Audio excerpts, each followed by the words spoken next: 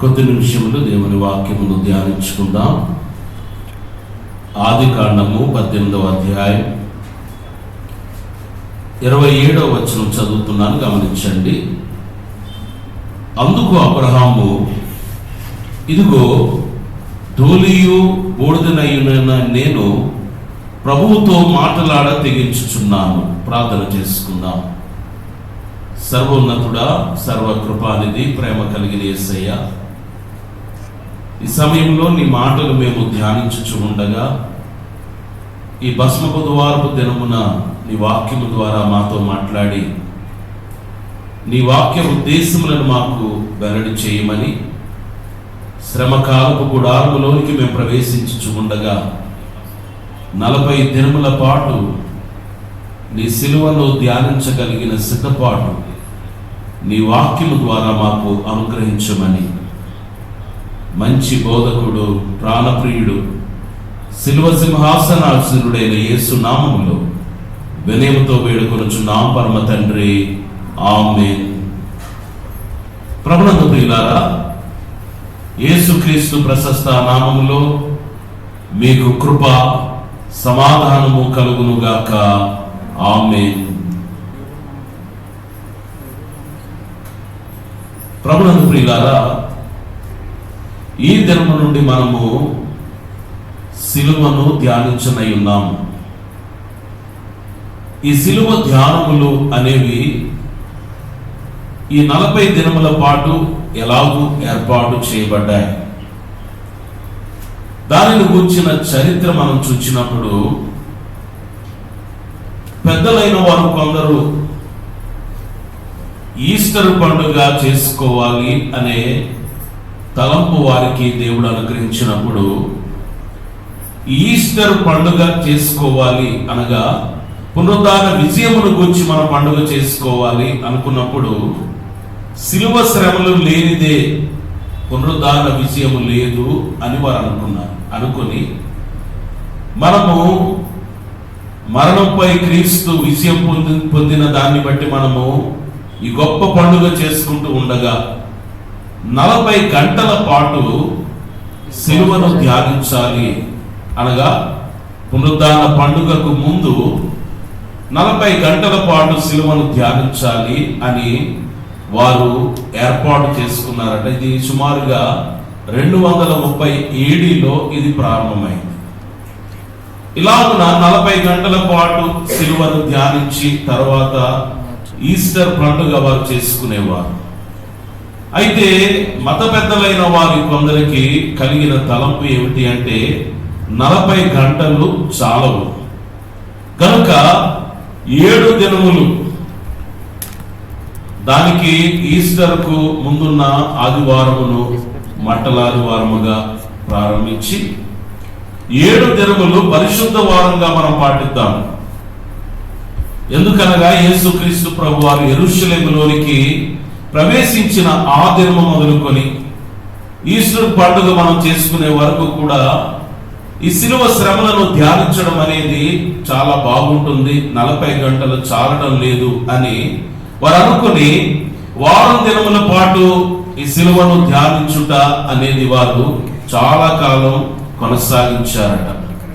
అయితే తర్వాత Constantine the great అనే ఆయన క్రిస్టియానిటీని అఫీషియల్ అని ప్రకటన చేశాడు 313 ఏడీలో. ఎప్పుడైతే క్రైస్తత్వం అనేది అధికారికంగా ప్రకటించబడిందో ఆ తర్వాత 325 ఏడీ నుండి కూడా ఈ పెద్దలైన వారు ఇంకా ఆలోచన చేసి వారు నిర్ణయించుకున్నది ఏమిటి అంటే, యేసుక్రీస్తు ప్రభు వారి యొక్క శిలువ శ్రమలను ధ్యానించాలి అంటే 40 గంటలు చాలవు, లేక ఒక వారము దినములు పరిశుద్ధ వారముగా మనం ఏర్పరచుకుని హోలీ వీక్ అని ఆ వారం దినముల పాటు ధ్యానించడం చాలదు గనుక 40 దినములు మనం ఏర్పాటు చేసుకోవాలి అని వారు నిర్ణయించుకున్నారు. అయితే ప్రభునందు ప్రియులారా, ఎందుకు 40 దినములే ఏర్పాటు చేయాలి అనే ప్రశ్న అనేక మందిలో ఉండవచ్చు. కానీ బైబిల్ గ్రంథములు మనం చూసినప్పుడు 40 అనే సంఖ్యకు ప్రాధాన్యత ఉంది.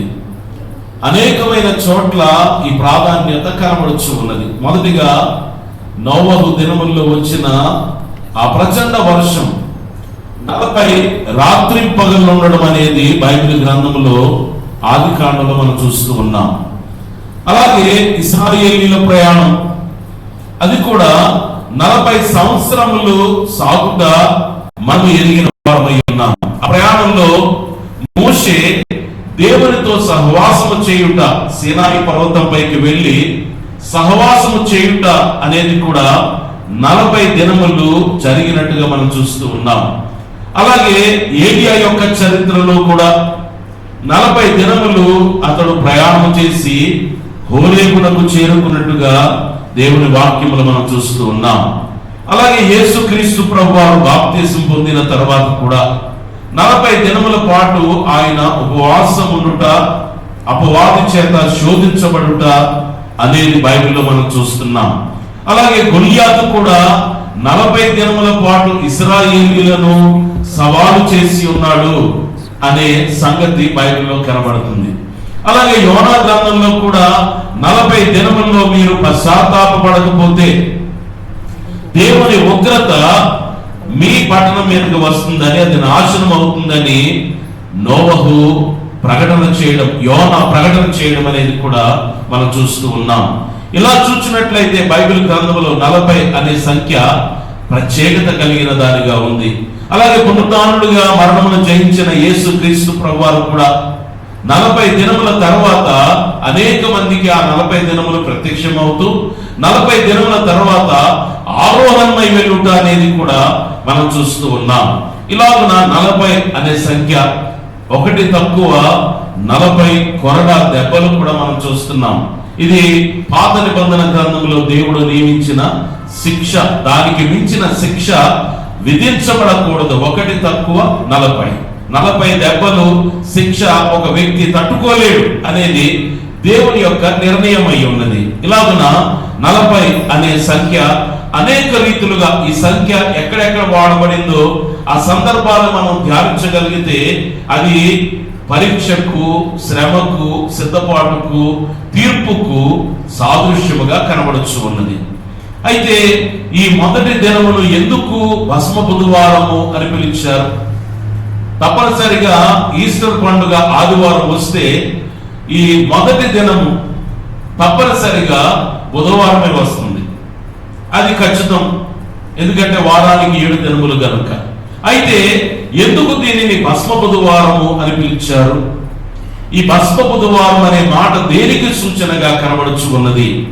దానిని బట్టి ఏ విషయములను మనం అర్థం చేసుకోవాలి, ఏ రీతిగా ఈ శిలువ ధ్యానములు చేయడానికి మనం సిద్ధపడాలి, ఏ రీతిగా మన హృదయములను సిద్ధపరచుకోవాలి అనేది దేవుని వాక్యములో నుండి మనం పరిశీలన చేద్దాం. మొదటిగా మనం చూసినట్లయితే ఆది కాండం 18వ అధ్యాయం 27వ వచనంలో కనబడుచు ఉన్న మాట చదువుకుందాం. అందుకు అబ్రహాము, ఇదిగో ధూళియు బూడిదనైన నేను ప్రభువుతో మాటలాడ తెగించుచున్నాను. ప్రభునందు ప్రియులారా, అబ్రహామును దేవుడు దర్శించాడు. మమ్రే దగ్గరనున్న సింధూర వనముల ప్రదేశములో తన గుడారము వెలుపట అబ్రహాము కూర్చొని ఉన్నప్పుడు అబ్రహామును దేవుడు దర్శించుట అనేది మనం ఎరిగిన వారమై ఉన్నాం. కేవలం దర్శించడం మాత్రమే కాదు గాని అబ్రహాము ఆయనకు ఆతిథ్యం ఇవ్వడం, అలాగే అబ్రహాము విషయంలో, సారా విషయంలో దేవుడు వాగ్దానం చేసి వెళ్ళడం, ఇస్సాకును గుర్చిన వాగ్దానం చేసి వెళ్ళడం అనేది మనం ఎరిగిన వారమై ఉన్నాం. అయితే అక్కడ నుండి బయలుదేరి వెళుతూ దేవుడు సొదొమ గొమొర పట్టణం విషయంలో ఏ ఉగ్రతను ఆ పట్టణం మీదకి పంపించాలని, అక్కడ పాపము విస్తరించింది కనుక ఎలా దానిని నాశనం చేయాలో ఆ విషయమును అబ్రహాముకు తెలియచేయాలనుకున్నాడట. అందుకే దేవుని వాక్యం అంటుంది, నేను చేయబోవు దానిని అబ్రహాము నుండి దాచదనా అనుకున్నాడట దేవుడు.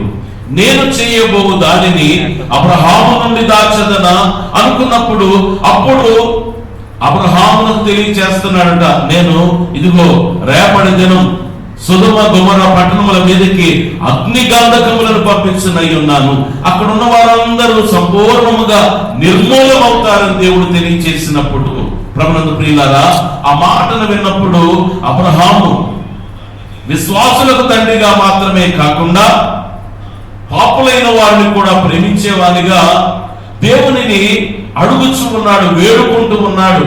ప్రభువా, ఒకవేళ అక్కడ నీతిమంతులు ఉంటే 50 మంది నీతిమంతులు ఉంటే, లేక 45 మంది ఉంటే, లేక 40 మంది ఉంటే, లేక 30 మంది ఉంటే, లేక 20 మంది ఉంటే, లేక 10 మంది ఉంటే, అక్కడ నీతిమంతులు ఉంటే ఆ పట్టణాన్ని నాశనం చేయకుండా ఉంటావా ప్రభువా అని వేడుకుంటూ, అడుగుతూ, దేవుని వేడుకుంటూ అక్కడ ఉపయోగించిన మాట ఏమిటి అనంటే, ఇదిగో ధూళియు బూడిదయునైన నేను ప్రభువుతో మాటలాడ తెగించుచున్నాను. నేను ఎలాంటి వాడిని దేవుని ఎదుట? బూడిదయు ధూళి వంటి వాడను. దేవుని ఎదుట దేవుడు ఎంత గనుడో, ఎంత గొప్పవాడో,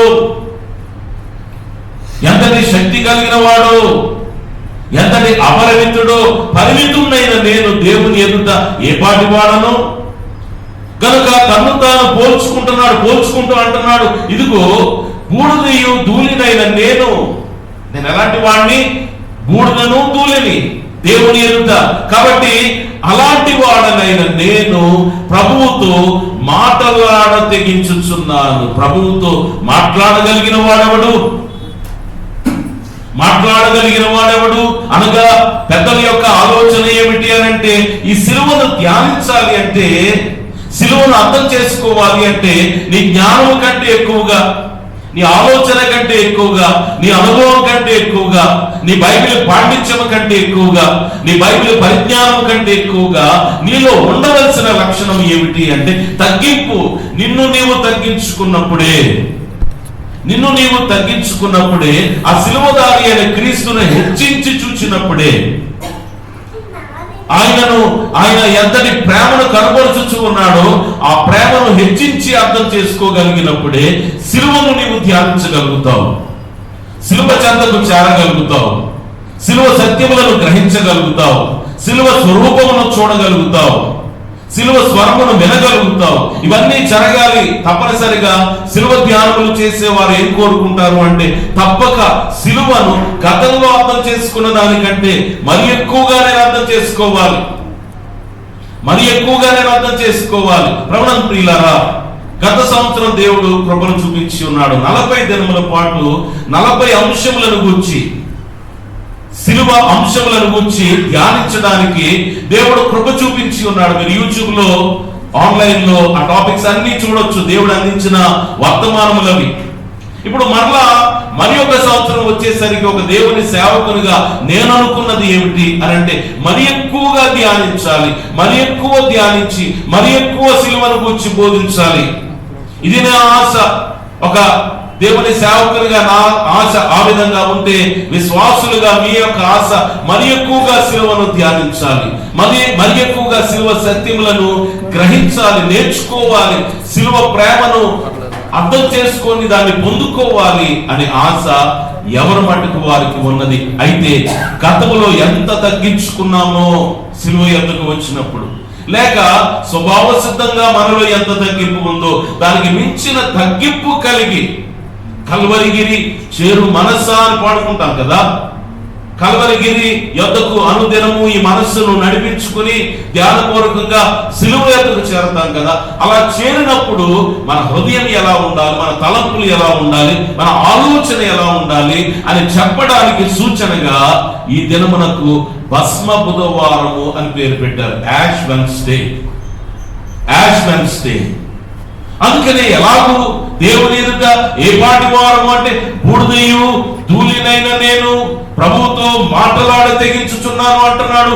విశ్వాసులకు తండ్రి అయిన అబ్రహామే అలాగూ మాట్లాడుతూ ఉంటే, అంతగా తగ్గించుకుంటూ ఉంటే మనం ఇంకెంత తగ్గించుకోవాలో ఆలోచన చేసుకోవాలని దేవుని సేవకునిగా మీకు తెలియజేస్తూ ఉన్నా. అలాగే దేవుని వాక్య గ్రంథములో ఈ భస్మము లేక బూడిద లేక డస్ట్ లేక యాష్ అనేది దేనికి సూచనగా ఉన్నదో చూద్దాం. యోబు గ్రంథం 42వ అధ్యాయం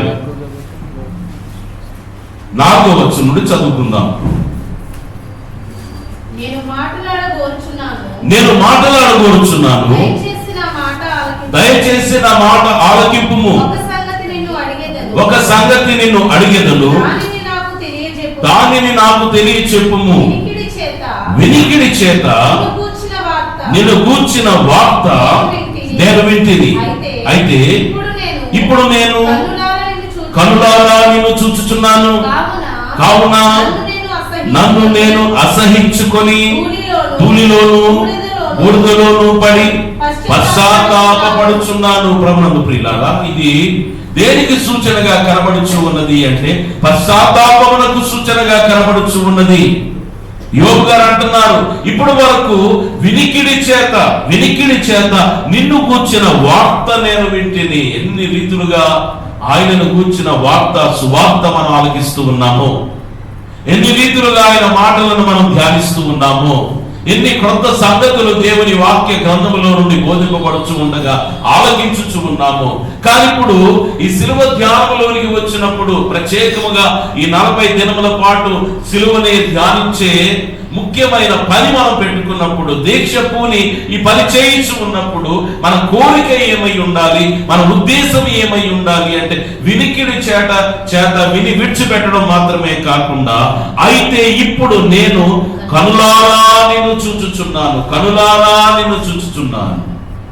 సుమియోను ఎలాగైతే యేసుక్రీస్తు ప్రభు వారిని ఎత్తుకొని దేవుని స్తుతించాడో, ప్రభువా నీవు మా కొరకు సిద్ధపరిచిన రక్షణ నేను కనులారా చూచితిని అని ఎలా దేవుని మహిమపరిచి ఉన్నాడు, అలాగున సిలువ చెంతకు వచ్చిన మనము కూడా కనులారా సిలువను చూచే అనుభవం, కనులారా మన రక్షకుని చూచిన అనుభవం, కనులారా యేసుక్రీస్తు ప్రభు వారి యొక్క సిలువ స్వరూపమును చూచే అనుభవం. అందుకే వినికిడి చేత నిన్ను గూర్చిన వార్త అనేక రీతిలుగా వింటున్నాం ప్రభువా. కానీ ఎప్పుడు నిన్ను స్పష్టంగా చూడగలం, ఎప్పుడు నిన్ను దగ్గరగా చూడగలం అంటే నీ సిలువ చెంతకు వచ్చినప్పుడే, నీ సిలువ ఎద్దుకు వచ్చినప్పుడే. అందుకే అంటున్నాడు, కావున నన్ను నేను అసహించుకొని ధూళిలోను బూడిదలోను పడి పశ్చాత్తాపపడుచున్నాను.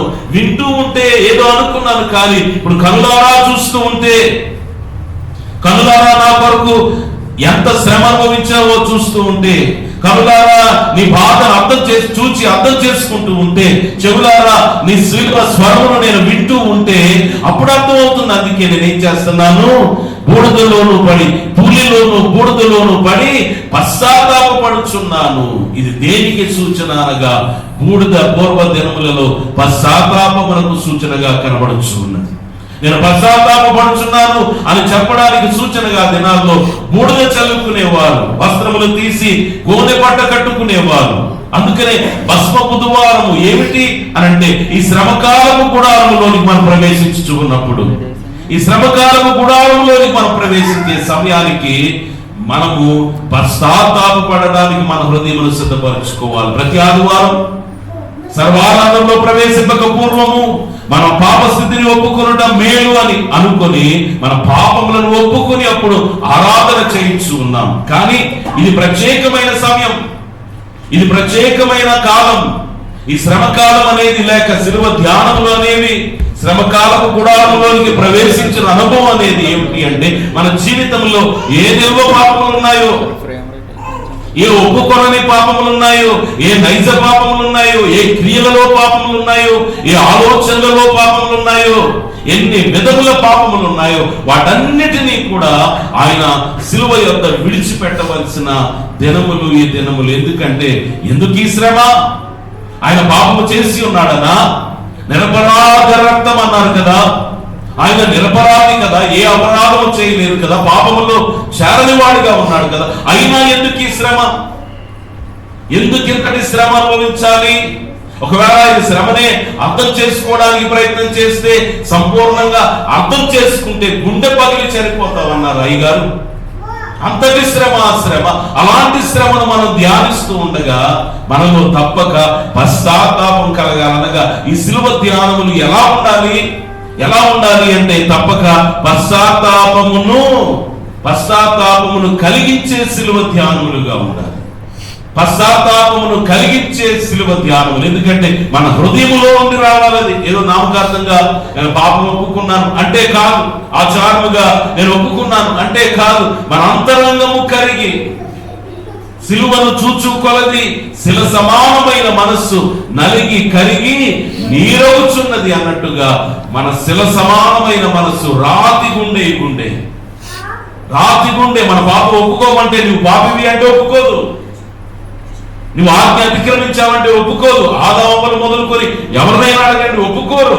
కానీ శిలువ యొద్దకు వచ్చినప్పుడు, శిలువ శ్రమలను ధ్యానించినప్పుడు, అందుకే ఎందుకు యేసుక్రీస్తు ప్రభు వారి యొక్క శిలువ, ఎందుకు ఇన్ని శ్రమలను ఆయన అనుభవించాలి అన్నప్పుడు అనేకమైన థియరీస్ దాని గురించి వచ్చాయి. దానిలో ఒకటి మోరల్ ఇన్ఫ్లుయెన్షియల్ థియరీ. ఎందుకు అంటే ఆ కఠినమైన మనసులను మార్చడానికి అంతటి శ్రమ ఆయన అనుభవించాడు, అంతటి శ్రమ, అన్ని గాయములు ఆయన పొందుకున్నాడు. అందుకే ప్రభునందు ప్రియులారా, నినివే పట్టణ వాసులు ఎలాంటి పశ్చాత్తాపం పొందుకున్నారు, సువార్త ప్రకటించినప్పుడు ఎలాంటి పశ్చాత్తాపం వారిలో కలిగిందో, వారు కూడా పశ్చాత్తాపడి ఏం చేశారు చూడండి. యోనా గ్రంథం 3వ అధ్యాయం 6వ వచనం, 3:6.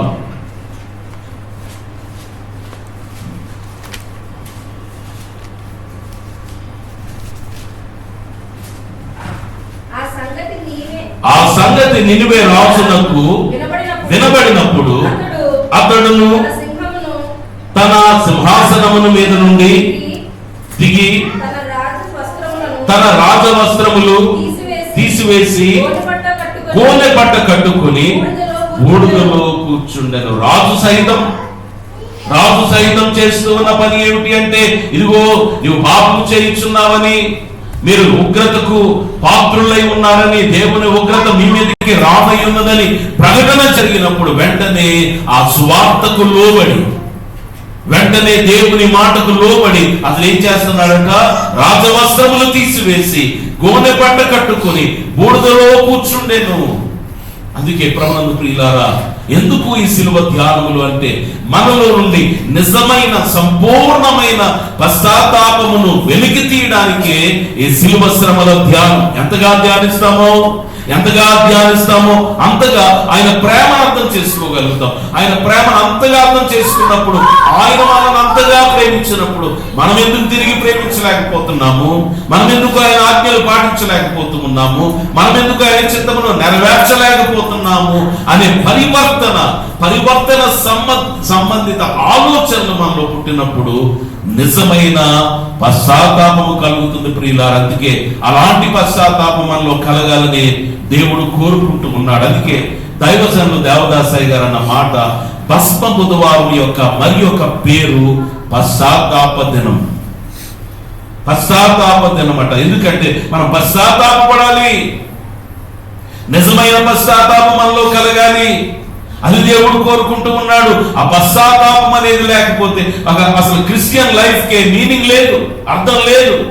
మనలో ఆ పరివర్తన లేకపోతే, మారు మనసు లేకపోతే, ఇవన్నీ ఒకదానితో ఒకటి ముడిపడి ఉన్నాయి. అందుకే యేసుక్రీస్తు ప్రభు వారు సువార్త ప్రకటించడం మొదలుపెట్టి మొట్టమొదటిగా ఆయన పలికిన మాట కూడా ఇదే, దేవుని రాజ్యము సమీపమై ఉన్నది, మారు మనస్సు పొందుడి. బాప్తిస్మం ఇచ్చి యోహాను కూడా ప్రకటించిందే, దేవుని రాజ్యము సమీపమై ఉన్నది కనుక మీరు మారు మనస్సు పొందుడి. ఆది అపోస్తలులు ప్రకటించింది కూడా అదే. ఎందుకు అంటే మారు మనస్సు ఎలా కలుగుతుంది, మనలో పశ్చాత్తాప సంబంధమైన ఆలోచనలు పుట్టినప్పుడే, నిజమైన పశ్చాత్తాపం కలిగినప్పుడే మనం మారాలి అనేది మనకు తెలుస్తుంది. అప్పుడే మారు మనస్సు, అప్పుడే మారిన జీవితం, అప్పుడే మార్పు చెందిన జీవితం. మార్పు అనేది దేవుడు కోరుకుంటున్నాడు. ఎందుకు అనంటే, ఇలాగ దేవుడు కోరినట్టుగా మనము మారి దేవుడిచ్చిన అవకాశములన్నీ సద్వినియోగపరుచుకుంటూ మారుతూ ఉన్నప్పుడు, ఒక దినము కడబోర ధ్వని వినబడినప్పుడు మీరు మార్పు చెందుదురు అంటున్నాడు. అలాంటి మార్పు మనకు కలుగునట్లుగా దేవుడు ఈ లోకంలో పశ్చాత్తాపము ద్వారా కలిగే మార్పు ఈ అంతరంగమునకు అవసరమని కోరుకుంటూ ఉన్నాడు. కనుక ఈ శిలువ ధ్యానములలో మొదటి దినము భస్మ బుధవారమై అనగా పశ్చాత్తాపమునకు సూచనగా ఉన్న మాట వారు జోడించి ఉన్నారనే మాట మనం గమనించాలి. అది మాత్రమే కాదు కానీ మరి యొక్క మాట సంఖ్యాకాండం 19వ అధ్యాయం 9వ వచనం చదువుకుందాం. 19:9. మరియు పవిత్రుడైన ఒకడు ఆ పెయ్యి యొక్క భస్మమును పోగు చేసి పాలము వెలుపలను పవిత్ర స్థలమందు ఉంచవలెను. పాప పరిహార జలముగా ఇశ్రాయేలీయుల సమాజమునకు దాని భద్రము చేయవలెను. అది పాప పరిహారార్థ బలి. పెయ్యి యొక్క భస్మము పోగు చేయాలంటున్నాడు. అనగా ఏ పశువునైతే అపరాధ పరిహారార్థ బలిగా ఎంచుకున్నారో, పాప పరిహారార్థ బలిగా ఎంచుకున్నారో దానిని దహన బలిగా అర్పించేవారు. దహన బలిగా అర్పించినప్పుడు ఆ బూడిద ఇది దేనికి సూచనగా ఉన్నది అంటే అక్కడ ఉపయోగించబడుచుకున్న మాట అది పాప పరిహారార్థ బలి. అసలు ఈ సిలువ ఏమిటి? అందుకే పౌలు గారు అంటున్నారు, మనకొక బలిపీఠము ఉన్నది, మనకొక బలిపీఠము ఉన్నది. ఆది కాండం మొదలుకొని మనం చూస్తే అనేకమైన బలిపీఠములు నిర్మించబడ్డాయి. కానీ ఈ బలిపీఠములన్నిటికంటే ఉన్నతమైన బలిపీఠం,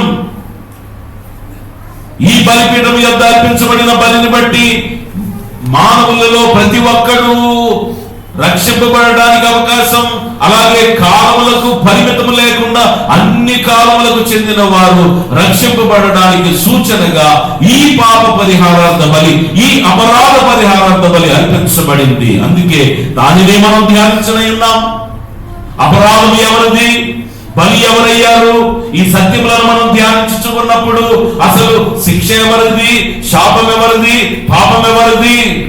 కానీ ఎవరు అనుభవించారు, ఎందుకు అనుభవించారు, ఎంత ప్రేమ ఉంటే అనుభవించారు, ఎంత ప్రేమ ఉంటే తండ్రి తన కుమారుని ఈ శిక్షకు అప్పగించాడు, ఎంత ప్రేమ ఉంటే ఈ కుమారుడు మన నిమిత్తమై పరలోకమును విడిచిపెట్టి భూలోకములోనికి వచ్చి ఎంతటి శ్రమను అనుభవించాడు, ఇవన్నీ మనకు అర్థం అవుతాయి. అందుకే ఈ బూడిద దేనికి సూచనగా కనబడుచున్నది అంటే పాప పరిహారార్థ బలి, పాప పరిహారార్థ బలి. ఆ బలి అర్పించబడింది కనుకనే ఈ దినము మనము స్వతంత్రులమై ఉన్నామని, మనము రక్షణ పొందిన వారముగా ఉన్నామని గమనించి దేవుని స్తుతించవలసిన వారమై ఉన్నాము. అది మాత్రమే కాదు కానీ బూడిద పాప పరిహారార్థ బలిగా ఉండడం మాత్రమే కాదు, లేక పశ్చాత్తాపమునకు సూచనగా ఉండడం మాత్రమే కాదు, లేక తగ్గింపునకు సూచనగా ఉండడం మాత్రమే కాకుండా యోబు గ్రంథము 2వ అధ్యాయం 12వ వచనం చదువుకుందాం. 2:12 వారు వచ్చి దూరముగా నిలువబడి కనులెత్తి చూచినప్పుడు అతని పోల్చలేక తమ వస్త్రములను చింపుకొని ఆకాశము తట్టు తలల మీద ధూళి చల్లుకొని ఎలుగెత్తి ఏడ్చిరి. ప్రభునందు ప్రియులారా, యోబునకు కొందరు స్నేహితులు ఉన్నారు. వారి పేర్లు ఎలిఫజు, బిల్దదు, జోఫరు, ఎలీహు. అయితే వీరందరూ వారి స్నేహితుడైన యోబు ఒకప్పుడు చాలా ఘనుడుగా ఉండేవాడు, ఆరోగ్యంగా ఉండేవాడు, ఘనత వహించిన వాడుగా ఉన్నాడు, అన్ని కలిగిన వాడుగా ఉన్నాడు, సమృద్ధి కలిగిన వాడుగా ఉన్నాడు.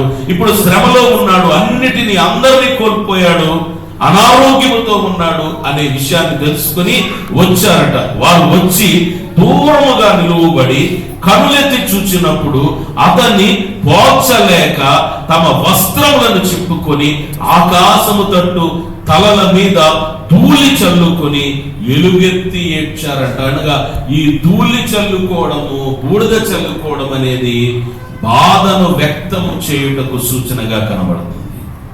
బాధను వ్యక్తం చేయడం అనగా కేవలం మనం ప్రయోజనం పొందుకోవడం మాత్రమే కాదు, మనం ప్రయోజనం పొందుకోవడం మాత్రమే కాదు, మన బాధను వ్యక్తము చేయుట అనగా హ్యూమన్ ఫీలింగ్స్ అనేవి ఉన్నాయి. ప్రతి మానవునికి కూడా ఈ ఫీలింగ్స్ అనేవి ఉన్నాయి. వాటిని కేవలము మన ప్రయోజనం కొరకు వినియోగించుకోవడం మాత్రమే కాకుండా జాలి, దయ అనే వాటిని కూడా దేవుడు మన హృదయంలో పెట్టాడు. నిన్ను వలె నీ పొరుగు వారిని ప్రేమించుము అని అన్నప్పుడు యేసుక్రీస్తు ప్రభువు చెప్పిన ఉపమానం చూడండి. ఎవరు అతని పొరుగువాడు అనే ఆఖరికి యేసుక్రీస్తు ప్రభువు అడుగుతుంటే ఆయన శిష్యులు అంటున్నారు, ఆ దెబ్బలు తిన్న వ్యక్తి మీద జాలి పడిన వాడే. ఈ జాలి అనేది ఒక హ్యూమన్ ఫీలింగ్. దేవుడు దానిని మన హృదయంలో పెట్టాడు. అలాగే మనము కూడా ఇప్పుడు మన మీద జాలిపడి మన నిమిత్తమై మన స్థానమును తీసుకొని అంతటి శ్రమ అనుభవించిన యేసుక్రీస్తు విషయములో మన బాధను వ్యక్తము చేయవలసిన బాధ్యత మనకుంది. ప్రేమను ఎలా వ్యక్తం చేస్తాము, దయను ఎలా వ్యక్తం చేస్తాము, జాలి ఎలా వ్యక్తం చేస్తాము, అలాగూ బాధను ఎలా వ్యక్తం చేస్తాము, ఇతరుల ఏళ్ల బాధను ఎలా వ్యక్తం చేస్తాము.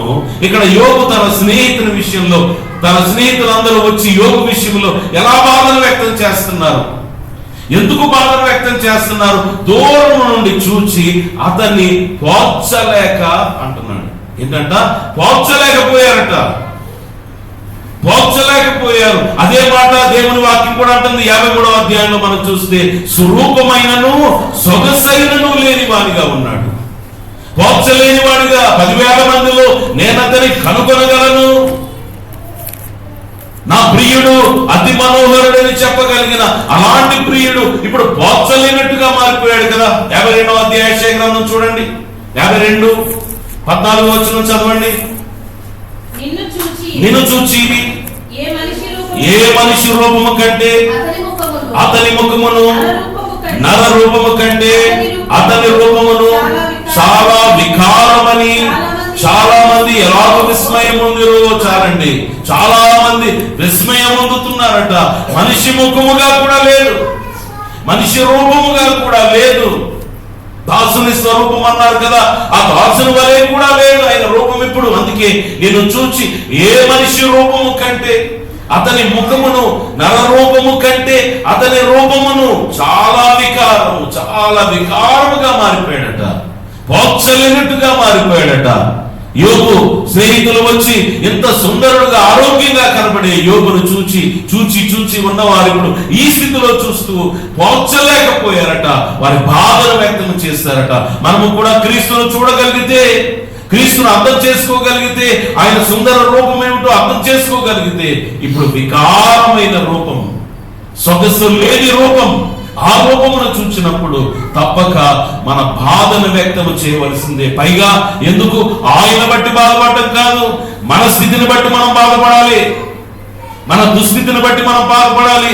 మన పాపమును మనం ఒప్పుకొని, అవును ప్రభువా నా పాపమే నీకు ఇలాంటి స్థితిని, ఇలాంటి రూపమును తీసుకుని వచ్చిందని, నన్ను బట్టి ఆ రూపమును కోల్పోయామని, నాకు మరలా నీ స్వరూపమును దయచేయడానికే నీ రూపమును కోల్పోయావు ప్రభువా అని ఆయనను బట్టి బాధపడటం, మన దీన స్థితిని బట్టి, మన పాపమును బట్టి, మన కఠినత్వమును బట్టి మనము కూడా మన బాధను వ్యక్తము చేసే సమయము, వ్యక్తము చేయుచున్నాము అనడానికి సూచన బూడిద లేక ధూళి చల్లుకొనుట అనేది మనం గమనించాలి. అది మాత్రమే కాదు కానీ శిలువ ధ్యానములు మనం చేసినప్పుడు తప్పక దాని మీద మనం కాన్సన్ట్రేట్ చేయకుండా, అనగా మనోనిదానము లేకుండా శిలువ ధ్యానములను ఆచారముగా చేయలేము. ఒక డెడికేషన్ అనేది కావాలి. ఆ డెడికేషన్ అనేది లేకుండా శిలువ ధ్యానములు సంపూర్ణంగా మనం చేయలేము. మనం అనుకుంటాం 40 దినములు చేయాలండి, ఎలాగైనా శిలువను ధ్యానించాలంటే అనుకుంటాం. కానీ ఒక్కొక్కసారి అనేకమైన ఆటంకములు కలుగుతూ ఉంటాయి. ఒకసారి వాలు ఉండదు, వీలు ఉంటుంది, ఒక్కొక్కసారి వీలు ఉండదు, వాలు ఉంటుంది, ఒక్కొక్కసారి రెండు ఉండవు. ఇది అపవాది పని. కానీ మనం ఎలా ధ్యానించాలి అనేది మనం దేవుని వాక్య గ్రంథంలో దానియేలు గ్రంథం 9వ అధ్యాయం 3వ వచనం నుండి చూద్దాం.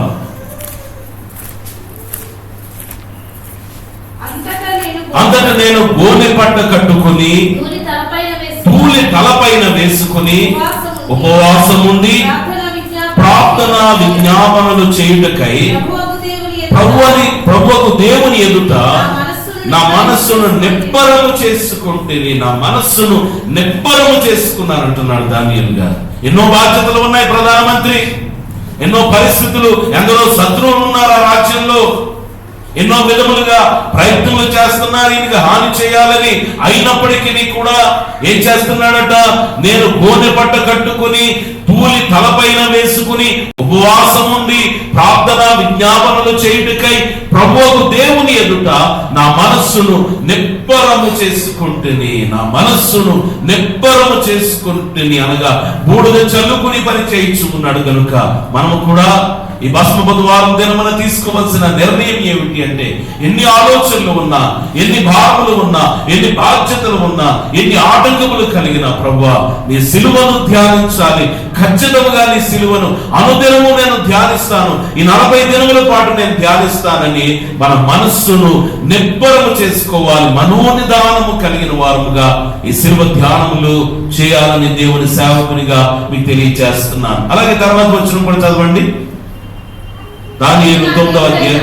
నేను నా దేవుడైన యెహోవా ఎదుట ప్రార్థన చేసి ఒప్పుకొన్నదేమనగా, ప్రభువా మహాత్మ్యము కలిగిన భీకరుడు వగు దేవా, నీ ఆజ్ఞలను అనుసరించి నడుచువారి ఎడల నీ నిబంధనను నీ కృపను జ్ఞాపకం చేయువాడా, మేమైతే నీ దాసులకు ప్రవక్తలు నీ నామమును బట్టి మా రాజులకును మా అధిపతులకును మా పితరులకును యోదయ దేశ జనులందరికీ చెప్పిన మాటలను ఆలకింపక నీ ఆజ్ఞలను నీ విధులను అనుసరించుట మాని పాపులమును దుష్టములనై చెడుతనమందు ప్రవర్తించుచు తిరుగుబాటు చేసిన వారు, ప్రభువా నీవే నీతిమంతుడవు, మేమైతే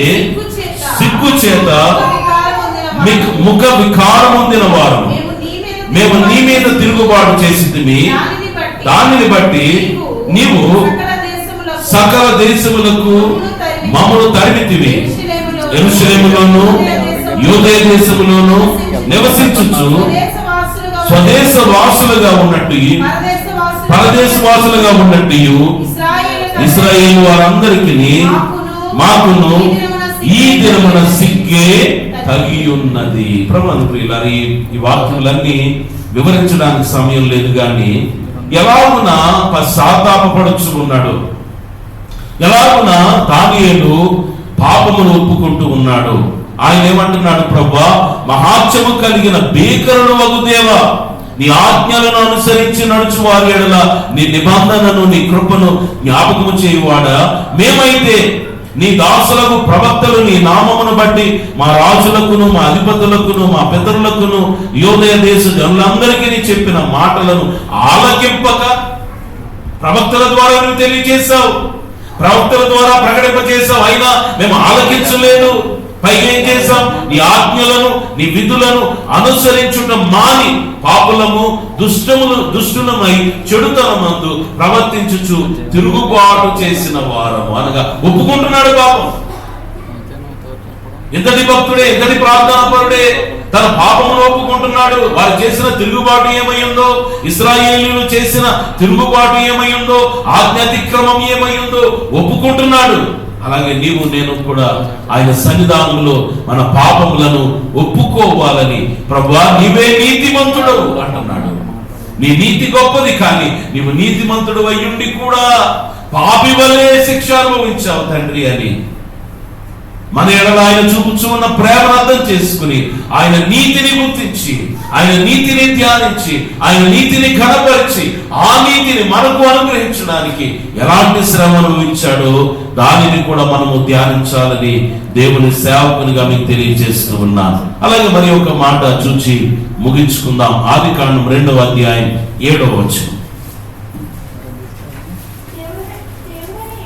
దేవుడైన యెహోవా నేల మట్టితో నరుని నిర్మించి వారి నాసిక రంధ్రములలో జీవవాయువును ఊదగా నరుడు జీవాత్మ ఆయను. నేల మట్టితో నరుని సృజించి అని అంటున్నాడు. ఇంగ్లీష్ బైబిల్లో అయితే from the dust of the earth అనగా ఎక్కడి నుండి అంటే ధూళి నుండి.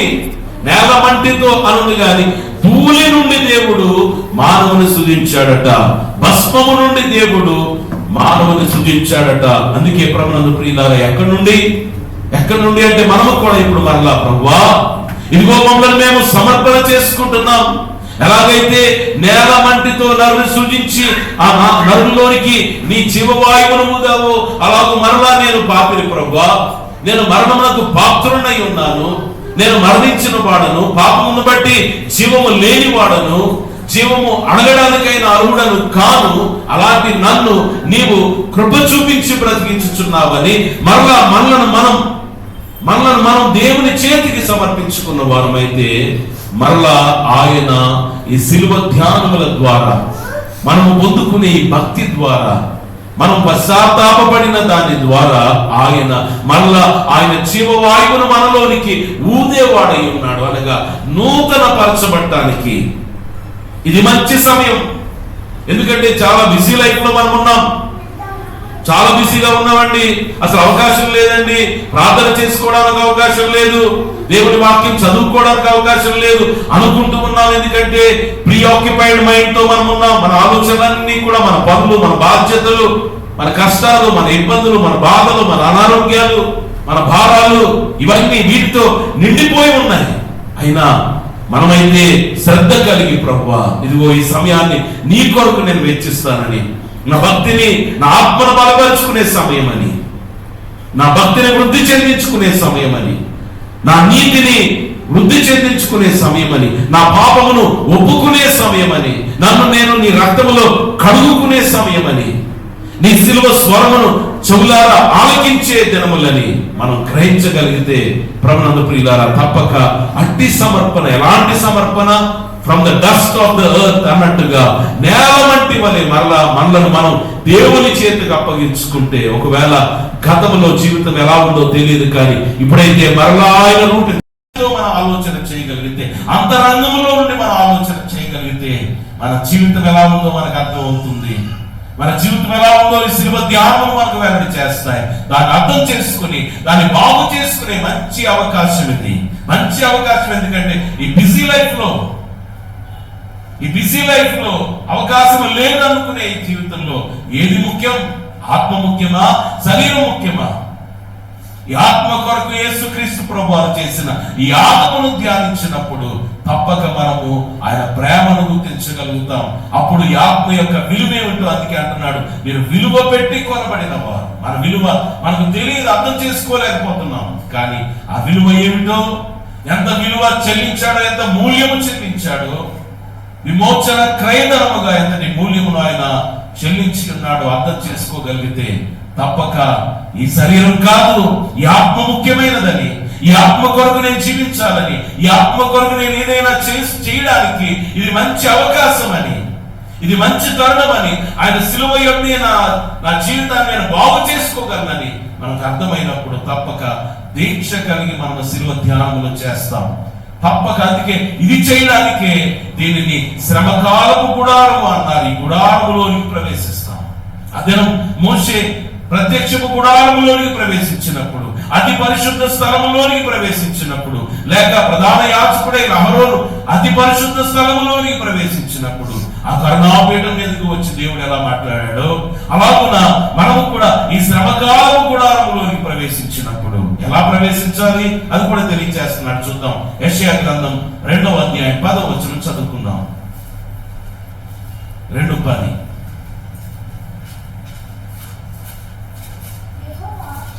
యెహోవా భీకర సన్నిధి నుండి, ఆయన ప్రభావ మహాత్మ్యము నుండి బండ బీటలోనికి దూరము, మంటిలో దాగి ఉండుము. ఈ డస్ట్ లో దాగి ఉండాలట.